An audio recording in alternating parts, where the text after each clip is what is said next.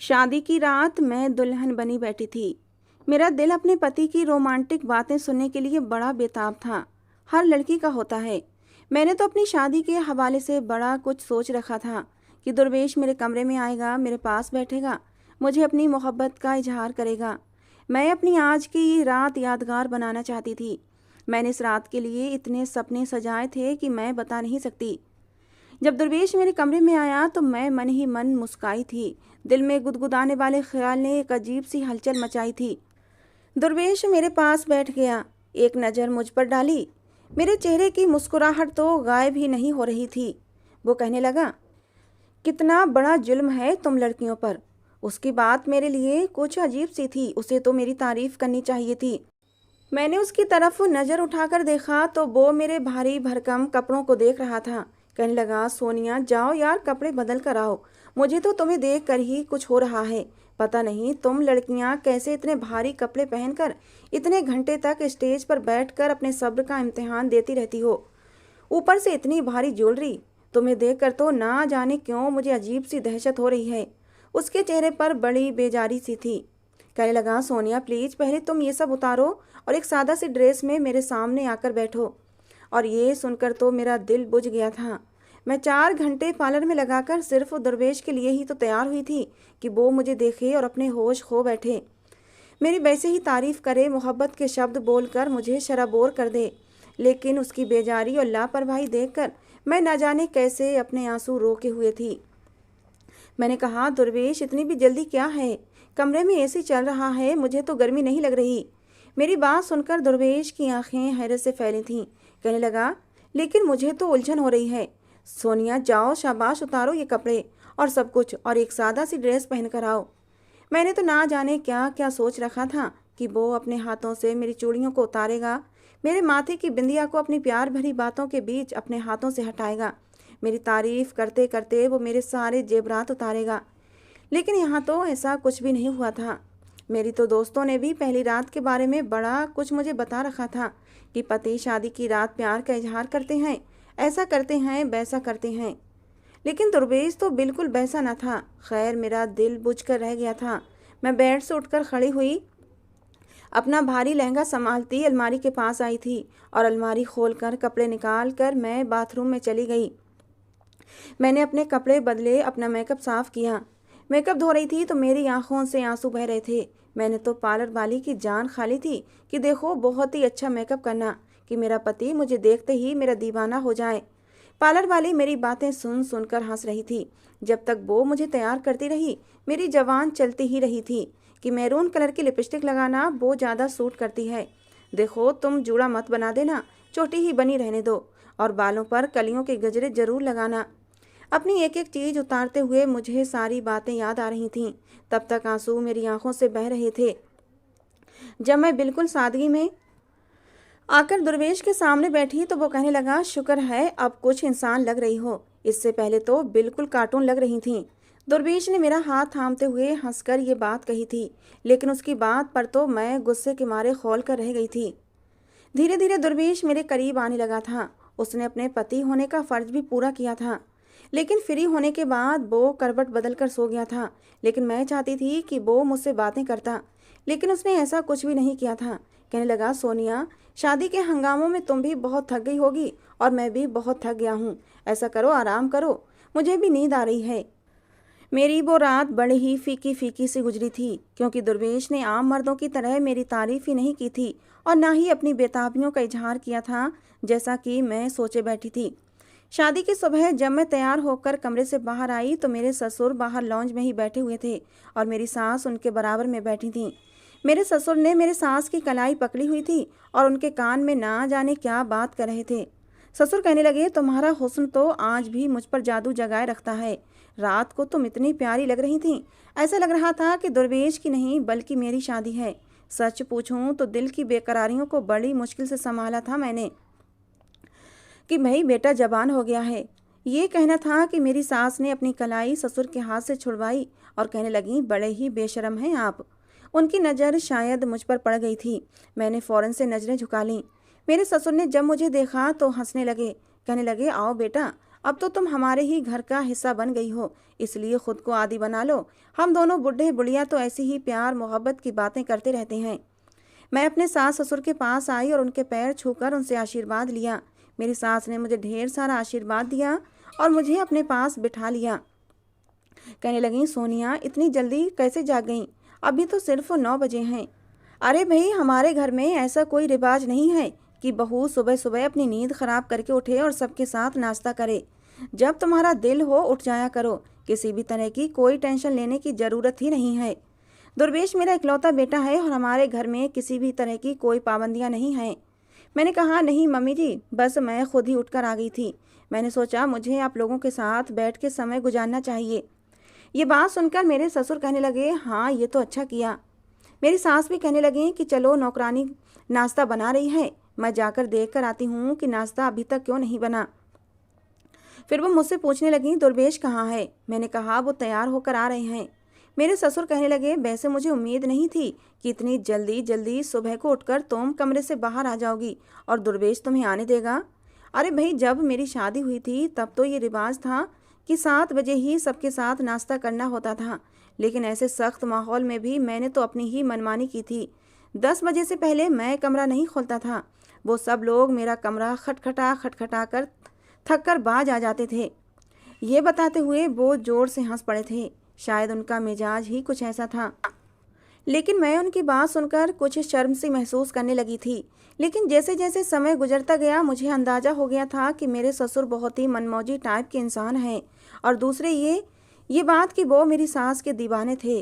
वो अब भी मेरी सास से ऐसे ही मोहब्बत से बात करते जैसे कि नई नई शादी में पति पत्नी एक दूसरे के दीवाने होते हैं।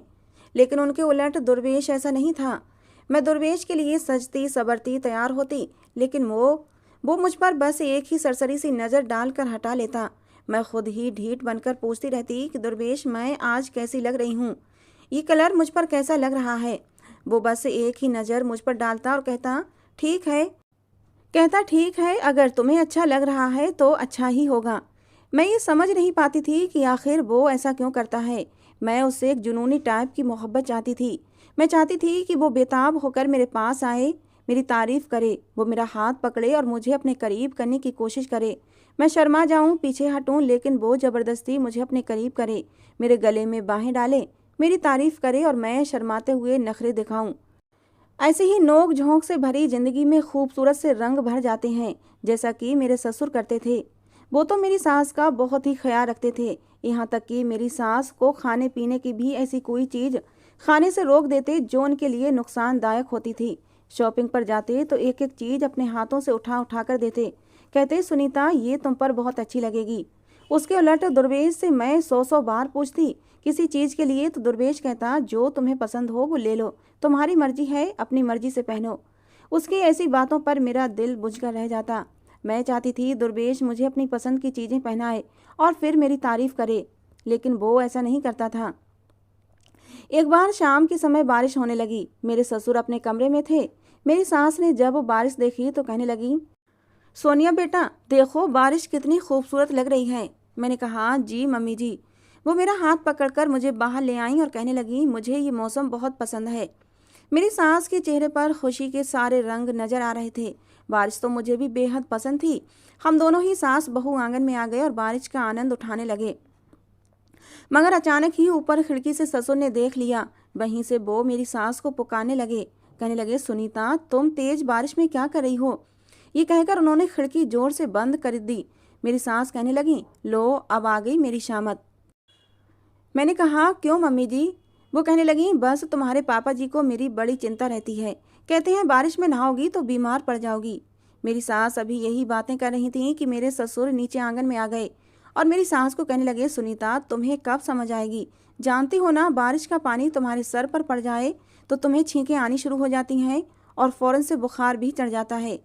मेरे ससुर के हाथ में तौलिया था जो उन्होंने फ़ौरन मेरी सास के सर पर रखा और उनका हाथ पकड़कर अंदर की तरफ लेकर आ गए थे। मैं भी उनके पीछे पीछे ही आ गई थी।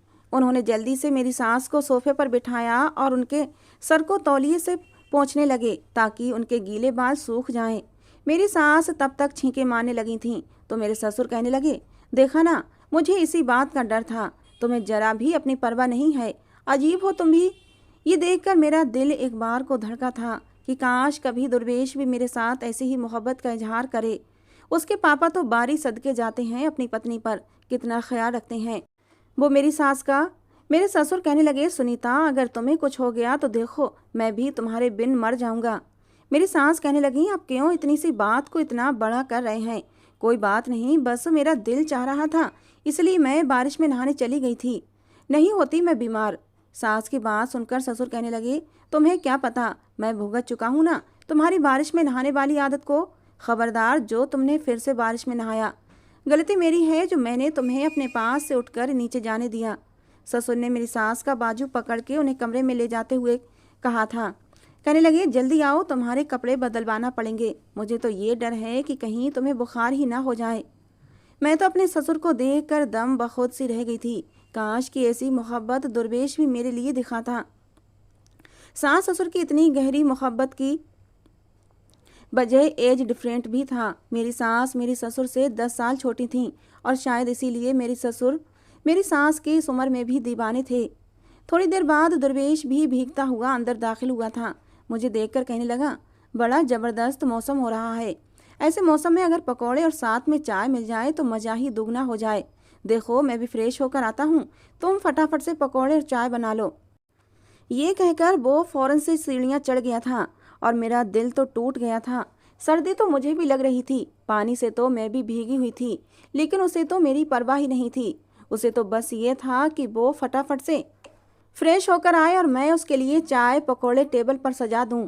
मगर उसे मेरी जरा भी परवाह नहीं थी। क्या था कि वो मुझसे कह देता कि तुम भी भीगी हुई हो, जाओ पहले कपड़े बदलो, कहीं बीमार ना हो जाओ। लेकिन नहीं, वो तो मुझसे लापरवाह था।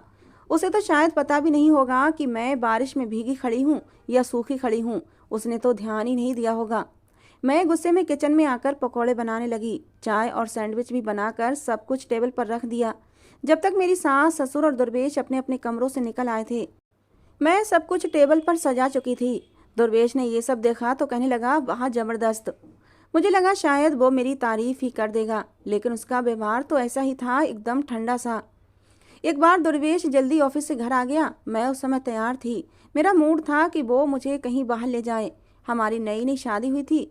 मैंने कहा, दुर्वेश कहीं लॉन्ग ड्राइव पर चलते हैं। वो कहने लगा, नहीं यार आज नहीं, आज मैंने अपने दोस्तों के साथ कहीं जाना है। ऐसा करो तुम अपनी सहेलियों को फ़ोन कर लो, उनके साथ चली जाओ। मैंने कहा, नहीं मुझे आपके साथ जाना है। वो कहने लगा, देखो सोनिया, मैंने अपने दोस्तों से वादा किया था, नहीं गया तो वो बहुत नाराज़ हो जाएंगे। तुम फिलहाल अपने दोस्तों के साथ कहीं चली जाओ, मैं तुम्हें 3-4 दिन के बाद कहीं ले जाऊंगा। मैंने कहा, मुझे कहीं नहीं जाना। मेरा दिल बुझ गया था, मेरी आंखों से आंसू बहने लगे। लेकिन उस आदमी को जरा भी परवाह न थी, हालांकि वो ये जानता था कि मैं रो रही हूँ। कहने लगा, एक तो तुम औरतों के पास ये बड़ा हथियार मौजूद होता है कि छोटी सी बात हुई नहीं कि टिसुए बहाने शुरू कर देती हो। यार मैं तुम्हें समझा तो रहा हूँ कि दोस्तों के साथ चली जाओ। मैं अपने दोस्तों को कमिटमेंट कर चुका हूँ, मैं उन्हें नाराज़ नहीं कर सकता। मैं तुम्हें 2-4 दिन में कहीं घुमाने ले जाऊँगा। ये कहकर वो चला गया था। अगर मेरे ससुर होते तो कभी भी मेरी सास की आंखों में आंसू देखकर अपने दोस्तों में न जाते। इतनी मोहब्बत करते थे वो मेरी सास से। काश कि मेरी शादी भी बड़ी उम्र के आदमी से हो जाती, जिसके पास पत्नी के साथ समय गुजारने के लिए फुर्सत तो होती। धीरे धीरे मेरे ससुर मेरे आइडियल बनने लगे थे, क्योंकि वो वैसी ही मोहब्बत करते थे जैसी मोहब्बत मैं अपने पति से चाहती थी। हालांकि 2-4 दिन बाद दुर्वेश मुझे बाहर ले गया था, लेकिन फिर भी रोमांटिक सा सफ़र था। गाड़ी चलाते हुए वो अपने दोस्तों से ही बात कर रहा था फ़ोन पर, और फ़ोन काटने के बाद भी वो अपने दोस्तों को ही बात करता रहा। मुझे खाना भी खिलाया, लेकिन वापसी पर अपनी यूनिवर्सिटी के किस्से सुनाता रहा या अपने ऑफिस के बारे में बातचीत करता रहा। एक बार भी उसने मेरी तारीफ नहीं की थी, ये नहीं कहा था कि तुम बहुत अच्छी लग रही हो। मैं अब बुझी बुझी सी रहने लगी थी, और उधर मेरे ससुर का ये हाल था कि वो मेरा भी लिहाज नहीं करते थे और मेरे सामने ही मेरी सास के करीब होने लगते और अपने पुराने दिनों की बातें दोहराने लगते, जो शायद उनकी बहुत ही रोमांटिक गुजरी थीं। कहने लगते कि तुम्हारा हुस्न तो कभी मांद ही नहीं पड़ता सुनीता, जब तक तुम्हारा हुस्न जबानी पर रहेगा मेरी गुस्ताखियां तो यूं ही जारी रहेंगी, चाहे मैं दादा ही क्यों न बन जाऊं। सास ससुर के अलावा घर में कोई था नहीं, इसलिए मुझे उन्हीं के साथ उठना बैठना पड़ता था। और जैसी बातें मेरे ससुर मेरी सास से करते थे, वो बातें सुन सुनकर मेरे दिल में बेकरारी सी बढ़ने लगती थी। ऐसी बातें तो मेरा दिल भी सुनना चाहता था। मेरे कान भी ऐसी बातों के लिए तरस गए थे कि कोई मुझसे भी मोहब्बत का इजहार करता, ऐसे ही प्यार करता जैसे मेरे ससुर मेरी सास से करते हैं। मैंने सोचा कि शायद दुर्वेश से कतराना शुरू कर दूं तो उसे मेरी कदर हो। मैं उसके पीछे पीछे रहती हूँ, इसीलिए उसे मेरी कदर नहीं है। एक बार दुर्वेश मुझसे कहने लगा, चलो आओ तुम्हें मायके ले जाऊं, काफ़ी दिनों से तुम नहीं गई हो। मैंने कहा, नहीं, मैं खुद चली जाऊंगी या ड्राइवर के साथ चली जाऊंगी, मुझे आपके साथ नहीं जाना। मुझे लगा था शायद दुर्वेश पूछेगा क्यों नहीं जाना, वजह बताओ। तो मैं उसे नखरा दिखाऊंगी, उससे कहूंगी कि वो मेरे साथ रूखा व्यवहार रखता है, इसीलिए मैं उससे नाराज हूँ। शायद वो मुझे मनाएगा। मगर उसने जो कहा मैं सुनकर हैरान रह गई। वो कहने लगा, चलो ठीक है, तुम खुद चले जाना। उसने तो बात ही ख़त्म कर दी थी। मैं बुझे दिल के साथ कमरे से बाहर निकली थी। मेरे सास ससुर का कमरा खुला हुआ था।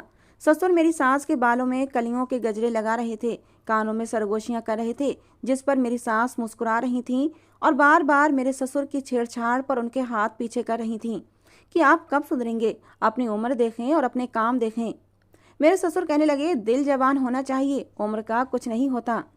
एक बार मेरी सास मेरे ससुर से कहने लगी कि वो अपनी बहन से मिलने जाना चाहती हैं। 2 साल हो गए हैं, लेकिन वो एक बार भी उनके घर नहीं गईं। मगर ससुर कहने लगे कि तुम वहाँ चली गई तो मेरा क्या होगा, मैं तो तुम्हारे बिना दीवाना सा बन जाऊंगा। मैं तुम्हारी 2 घंटे की जुदाई बर्दाश्त नहीं कर सकता।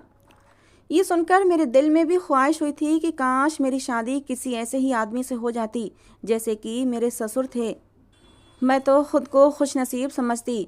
एक मेरा पति है, उसे मेरी कोई परवाह ही नहीं। कहता है, जाओ अपने दोस्तों के साथ घूमो फिरो, अपनी लाइफ एंजॉय करो, और ख़ुद भी अपने दोस्तों के साथ ही रहना पसंद करता है। और एक मेरे ससुर हैं जिन्हें मेरी सास के बगैर 2 घंटे रहना पसंद नहीं है। मैं अपने ससुर से इस कदर इम्प्रेस हो चुकी थी कि अंदर ही अंदर कहीं मुझे ये इच्छा होने लगी कि वो मेरी सास को छोड़कर मेरी तारीफ़ करने लगें। जैसी मोहब्बत का इजहार मेरी सास से करते हैं, वैसे ही शब्द मेरी कान भी सुना करें। अब मैंने अपने ससुर के आगे पीछे फिरना शुरू कर दिया। उनका हर काम मैं अपने हाथों से करने लगी। हालांकि ये सब काम मेरी सास करती थीं। एक दिन जैसे ही वो लॉन्ज में आकर बैठे, मैं फटाफट से चाय बना लाई और अपने ससुर के सामने रख दी। मुझे चाय के कप के साथ देखकर वो कुछ हैरान हुए थे। कहने लगे, सुनीता किधर है? मैंने कहा कि मम्मी जी को छुट्टी भी दे दें, कब से वो आपकी सेवा कर रही हैं, अब मुझे अपनी सेवा का मौका दें। ये सुनकर वो मुस्कुराने लगे। कहने लगे, हाँ ये तो तुम ठीक कह रही हो, लेकिन वो क्या है कि मुझे उसी के हाथ की चाय पीने की आदत पड़ गई है। मैंने कहा, मैं भी बहुत अच्छी चाय बनाती हूँ, आप पीकर तो देखें। उन्होंने चाय का सिप लिया तो फौरन बोले कि तुम्हारे हाथों में भी तुम्हारी सास के जैसा जादू है, बहुत अच्छी चाय बनाई है तुमने। अगर तुम्हारी सास होती तो मैं उसके हाथ जरूर चूम लेता। ये कहकर उन्होंने चाय का कप होठों पर लगा लिया। मैं अपने हाथों को देखने लगी, जिन्हें आज तक मेरे पति ने पकड़कर अपने होठों पर लगाकर अपना स्पर्श नहीं दिया था, कभी तारीफ नहीं की थी मेरी सास जब कमरे से बाहर आई तो ससुर को चाय पीते देखा। कहने लगी, शुक्र है आपने आज अपनी बहू के हाथ की चाय पी ली, वरना मैं यही सोच रही थी कि अब बाहर जाऊं और आपको चाय बनाकर दूं। उनके चेहरे से लग रहा था जैसे वो बहुत थकी थकी हों। मेरे ससुर कहने लगे, अब ये मत समझना कि तुम्हारी छुट्टी हो गई है। आज तो ये बनाकर ले आई तो मैंने चाय पी ली, लेकिन आगे से चाय तुम ही बनाकर दोगी। अरे जो मजा तुम्हारे हाथों में है वो किसी और के हाथों में कहाँ। अब जब भी मेरे ससुर घर आते मैं भागी भागी उनके पास चली जाती, उनके हाथ से सामान पकड़ लेती, क्योंकि घर का राशन वही लाते थे। फटाफट शरबत का गिलास बनाकर उन्हें पेश कर देती। वो जब मेरे हाथ से गिलास लेकर पी लेते, लेकिन फ़ौरन ही सुनीता सुनीता पुकारने लगते। फ़ौरन से मेरी सास को बुलाकर कहते कि तुमने क्या बच्ची के सर पर अभी से जिम्मेदारियां डाल दी हैं। अरे भाई, कितनी बार कहा है, जब मैं बाहर से आता हूँ तो सबसे पहले मुझे अपना चेहरा दिखाया करो, और तुम हो कि कमरे में बैठी रहती हो। मेरी सास को आजकल शाम होते ही हल्का हल्का बुखार हो जाता था, उम्र का तकाजा भी था। मैंने कहा, पापा जी आप क्यों मम्मी जी के पीछे पड़े रहते हैं, मैं हूं ना, मम्मी जी को आराम करने दें। वो कहने लगे, ठीक है करे आराम, वैसे भी वो करती क्या है, सारा घर तो तुमने संभाल रखा है, बस उसने मुझे ही तो संभालना होता है, इस पर इसके नखरे हैं। मेरी सास कहने लगी, आपको संभालना ही मेरे लिए बहुत मुश्किल काम है। उस पर मेरे ससुर की शोखियाँ और भी चरम पर जाने लगीं और ऐसे ऐसे जुमले कहने लगे कि मैं शर्म से पानी पानी हो गई। लेकिन अंदर ही अंदर ये ख्वाहिश भी जागने लगी कि मुझसे भी कोई ऐसे ही शब्दों में बात करता, ऐसे ही मोहब्बत करता। मेरे अंदर के जज्बात अब मेरे काबू से बाहर होने लगे थे। मैं रात रात भर अपने ससुर की बातों को सोचती रहती और उनकी बातें याद करके अपने दिल को सुकून पहुंचाने की कोशिश करती रहती कि मेरी सास कितनी खुशनसीब औरत हैं। लेकिन शायद मैं नहीं हूँ। मेरी ज़िंदगी तो रूखी फीकी ही गुजरने वाली थी। दुर्वेश बहुत ही अलग टाइप का इंसान था। उसे पत्नी बस कुछ ही घंटे के लिए अच्छी लगती, फिर वो यूं होता जैसे उसका और मेरा कोई संबंध ही ना रहा हो। वो कहता कि तुम अपनी ज़िंदगी जियो और मुझे मेरी ज़िंदगी जीने दो। क्या ये होती है शादी? एक दिन जब मैं अपने कमरे में बैठी थी तब मुझे किसी की सिसकियों की आवाज़ सुनाई दी। मैं हैरान थी कि ये कौन है जो सिसकियों से रो रहा है। मैं जल्दी से कमरे से बाहर आई तो मेरी सास फ़ोन पर किसी से बात करते हुए सिसकियों से रो रही थीं। कहने लगीं, सरला मैं क्या करूं? मेरी आंखें तरस गई हैं तुम्हें देखने के लिए। मैं जानती हूं कि तुम्हारे पति का मेरे पति से झगड़ा है, इसलिए वो तुम्हें कभी भी मेरे घर आने नहीं देंगे। हालांकि मेरे पति बहुत अच्छे हैं, उन्हें ऐतराज़ नहीं है कि मैं तुमसे मिलने के लिए आऊं, लेकिन वो मेरे बगैर नहीं रह सकते। कहते हैं कि सुनीता, मुझे कोई समस्या नहीं है कि तुम्हारी बहन के घर जाने पर, लेकिन तुम्हारे जीजा मुझे बर्दाश्त नहीं करेंगे और मैं तुम्हारे बगैर रह नहीं सकता। 4 घंटे के लिए तुम जाओगी और मैं यहाँ पर इतनी देर के लिए सूली पर लटक जाऊँगा। अब तुम ही बताओ मैं क्या करूँ? मेरा दिल तड़प रहा है तुम्हारा चेहरा देखने को। जब से मुझे पता चला है कि तुम बीमार हो, तुम नहीं जानती कि मैं कितनी परेशान हूँ तुम्हारे लिए। वो अपनी बहन से बात करके फूट फूट कर रो रही थीं। मुझे देखकर उन्होंने फ़ौरन से फ़ोन काट दिया। मैं उनके पास जाकर बैठ गई। मैंने कहा, पापा जी कहाँ हैं? तो वो कहने लगीं, अपने कमरे में हैं। मैंने कहा, मम्मी जी क्या बात है, आप क्यों रो रही हैं? वो कहने लगी, बेटा तुमसे क्या छुपाना, मेरी बहन बहुत बीमार है और मेरा दिल तड़प रहा है कि मैं उससे जाकर मिलूं, लेकिन उसके पति और तुम्हारे ससुर से किसी बात पर झगड़ा हो गया है और वो उनसे नाराज़ भी हैं। इसलिए उसका पति तुम्हारे ससुर को अपने घर में आने नहीं देगा। मुझसे मिलने पर तो उसे कोई ऐतराज़ नहीं होता, लेकिन तुम्हारे ससुर को तुम जानती हो कि उनका मिजाज कैसा है। मैं मुस्कुराने लगी। मैंने कहा, आप तो बहुत ही खुशनसीब हैं जो आपको पापा जी जैसे पति मिले हैं। वो कहने लगी, खुशनसीब? ये कहते हुए उनकी आंखों से आंसू बहने लगे थे। कहने लगी, खुशनसीब तो तुम हो, मैं तो तुम्हें बड़ी ही हसरत भरी नज़रों से देखती हूँ। शुक्र है कि दुर्वेश अपने बाप की तरह नहीं है। ये सुनकर मैंने हैरत से अपनी सास की तरफ देखा। वो कहने लगी, देखो ना, तुम आज़ादी से अपने मायके जाती हो, 2-2 दिन 3-3 दिन तक रहकर आती हो, अपनी बहनों से मिलने जाती हो, ड्राइवर के साथ भी चली जाती हो, अपनी सहेलियों के साथ जाती हो, मार्केट जाती हो, घूमती फिरती हो। तुम्हें आने जाने की आज़ादी हासिल है। मुझसे पूछो, जब से मेरी शादी हुई है मोहब्बत के नाम पर बड़ी बड़ी सजाएं झेल रही हूँ। ठीक है, औरत मोहब्बत चाहती है, लेकिन मोहब्बत एक हद तक ही अच्छी लगती है। हद से ज़्यादा बढ़ जाए तो सांस लेना दूभर हो जाता है। तुम्हारे ससुर की मोहब्बत ऐसी ही है, दम घोंटने वाली, पाबंदियों से भरी हुई। उम्र के साथ साथ औरत का मिजाज बदलने लगता है और मोहब्बत की शिद्दत में कमी आने लगती है और मर्द भी बदल जाते हैं, लेकिन तुम्हारे ससुर नहीं बदले। मेरा दिल चाहता है कि मैं भी आज़ादी से अपने मायके जाऊं, अपने बहन भाइयों से मिलूं, लेकिन तुम्हारे ससुर मुझे अपने अलावा किसी के साथ बर्दाश्त नहीं करते। मुझे जहां जाना है तो मैं तुम्हारे ससुर के साथ ही जाती हूँ, मैं उनके बगैर कहीं भी नहीं जा सकती। ये कहकर मेरी सांस फूट फूट कर रोने लगीं। कहने लगीं, तुम नहीं जानती मैंने ज़िंदगी किस तकलीफ़ में गुजारी है। ये मोहब्बत नहीं होती कि आप किसी को बांध के रख लो। फिर वो कहने लगीं, मैं अपनी मर्जी से कुछ खा पी नहीं सकती। तुम्हारे ससुर कहते हैं ये मत खाओ क्योंकि मुझे पसंद नहीं है, या फिर कहेंगे कि ये खाने से तुम्हारी सेहत खराब हो जाएगी, ये खाकर तुम बीमार हो जाओगी। अपनी मर्जी से मैं बारिश में नहा भी नहीं सकती, कहते हैं तुम बीमार हो जाओगी। अपनी मर्जी से कुछ पहन नहीं सकती, कहते हैं मुझे ये पसंद नहीं। मैं तो अपनी मर्जी से सांस भी नहीं ले सकती। क्या ये होती है मोहब्बत? और ये होती है शादीशुदा ज़िंदगी? मैं अपनी सास की बातें सुनकर हैरान थी। जिस जिंदगी की मैं ख्वाहिश कर रही थी वो तो बहुत ही तकलीफ भरी थी।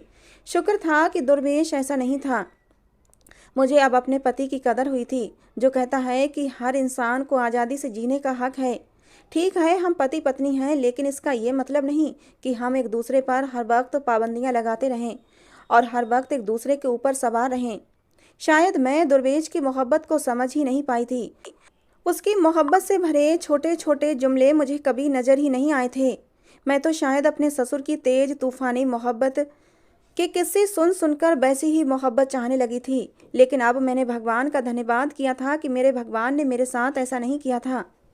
अब मैं दुर्वेश में ही मोहब्बत तलाश करने लगी थी और धीरे धीरे मुझे एहसास हुआ कि दुर्वेश मुझसे कितनी मोहब्बत करता है। उसकी मोहब्बत तेज तूफानी नहीं थी, गहरी मोहब्बत थी, धीमी शांत बहती नदी की तरह।